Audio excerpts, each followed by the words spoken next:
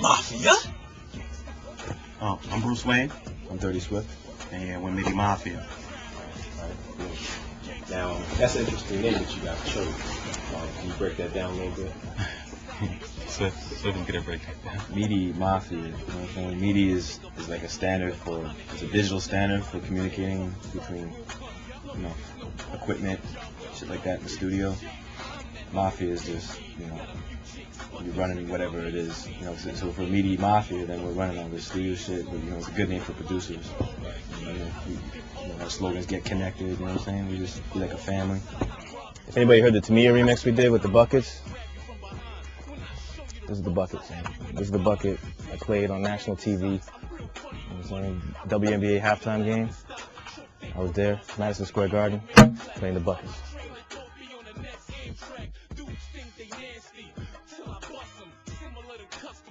As of right now, everyone knows 21 Questions. We have Groupie Love on the G Unit album. We did 2 songs on West Side Connection album. A song called Ism, a song called Gotta Have Heart. We're working to CNN. Got their first street single out now called Yes Sir. We worked on remix Tamia, Officially Missing, huge. 2 joints with Little Mall. 2 joints with Little Mall. She did the answer to 21 questions, 21 answers for free. And then we also remixed Forever with Baby Sham as a reggae name.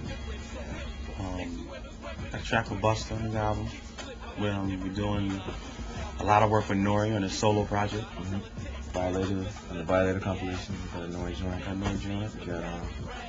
We got 4 joints on Quali's album that's coming out. It's huge. Real proud of that.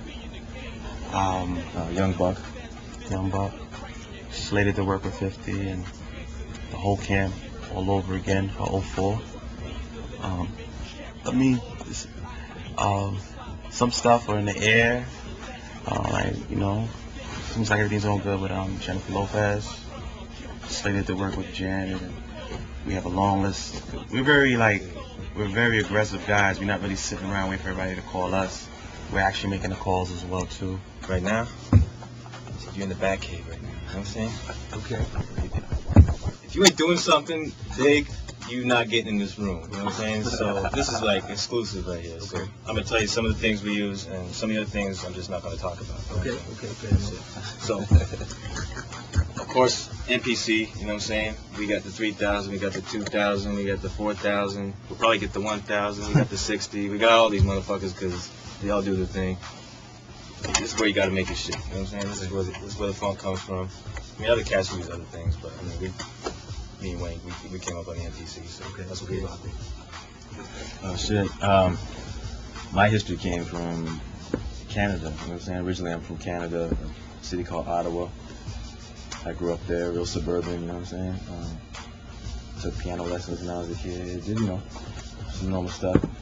Got real interested in DJing in high school, and just had like a natural knack for it. So I started doing the turntablism stuff, the scratching competitions, and I did the DMC championships in Canada in '92. Just coming out of high school, just a kid, you know what I'm saying? Won that, went to England, competed in the World Finals, and just after that decided to get more on the production side of things. I'm like, if I'm going to do this and make money, you know, that's where the money's at. So, you know, long story short, my road ended up in New York City, where, you know, I ran into this guy working on a project. We were both working on the same project at the same time. We just clicked. Mafia? Some Mafia came together, man. Came into the game rhyming. Had a real kind of like crazy style. Linked up with Sean Prez, who's also the street promo, just head of marketing promo over at Bad Boy. He's my manager at the time. And I was called Thief in the Night. I ran around, did what I had to do, got a huge buzz, sold some records independently. But it was just so different at that time, and you know, it was just so fresh and so new, no one really wanted to take a risk. So things kind of filtered, so I had to reinvent myself. Reinvented myself again, spearheaded a group called Us, where we got financing from an independent investor, and et cetera, and then we sold like 60,000 units independently. So that's why I built a lot of the business side of everything. And then, you know, when you're on a tight budget and you're reaching out to all these guys and producers to get you beats, and you gotta spend all this money. You start to be like, wait, hold up, man, I could do this shit myself. And then I ended up doing a lot of the production. Then, you know, things didn't work out because, you know, when money starts to come to play with certain things, some things start to mess up. So that fell through.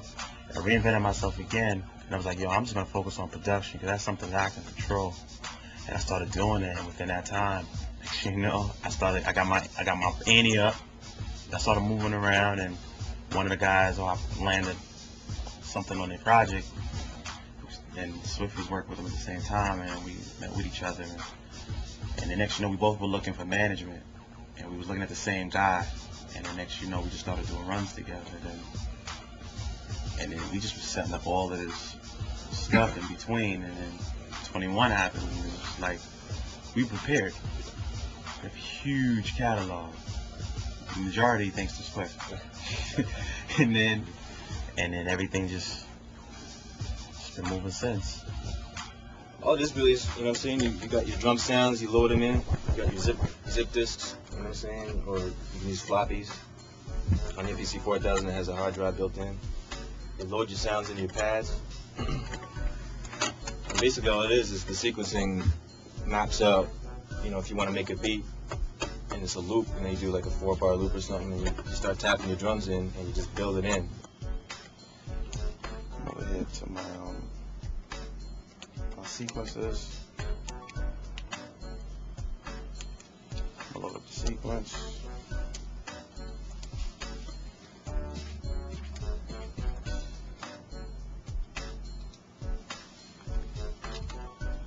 Takes a little time, but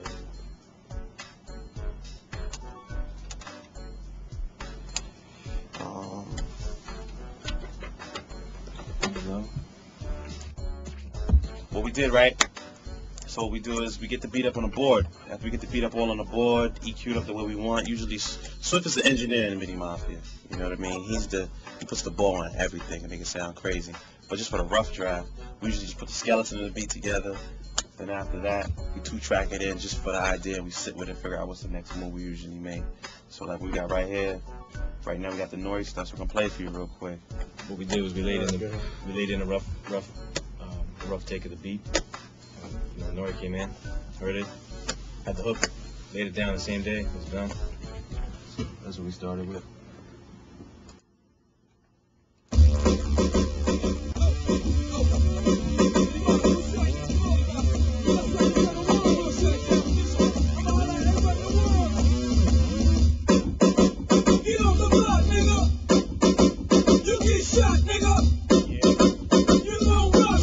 It's crazy because the bass is bananas.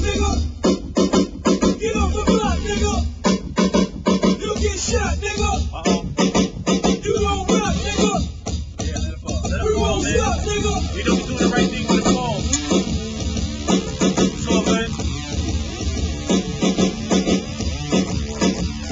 Some of the verses like, all you hear is, want to show that thing you can get. If you owe me cane, take that. Yo, hold that, man. It was kinda dark, but I know my aim when a gun go. Niggas say uh-oh and get all lightheaded and they blood flow. If you want, go ahead, act nuts so I get your neck slit, bitch, I'm cutthroat. Who wants some of that? Keep letting off fuck if you ain't busting back. Your man's getting hit and lay in the streets. Later for a championship, we playing the keeps. Yo, I'm high in my house. Listen, I shouldn't sleep on you, but I've been tired of your mouth. I don't care if your heat's close, you ain't hot. You about as bad as cheap coke, you don't rock, nigga. What's one piece of advice that you would give to, you know, an aspiring producer or producer? That's a good question, and I would say the answer to that would be prepared when that moment comes. You get the opportunity to be in. Like you said, eventually you work hard enough, you're going to get a look. So when you get that look, are you ready for it? Are you prepared? Do you have 400 beats in your catalog that when people say, what else you got? You can be like, you know what I'm saying? You're going to have something else. Their ears are open now. You got 10 beats in your catalog, you just got lucky. It's a wrap. You're a one-hit wonder, you know what I'm saying? So you have to have the material, and then, as he was saying before, you have to have the team ready to rock. You know what I'm saying? Because you only get that look once in a while. You know what I'm saying? You may only get one look.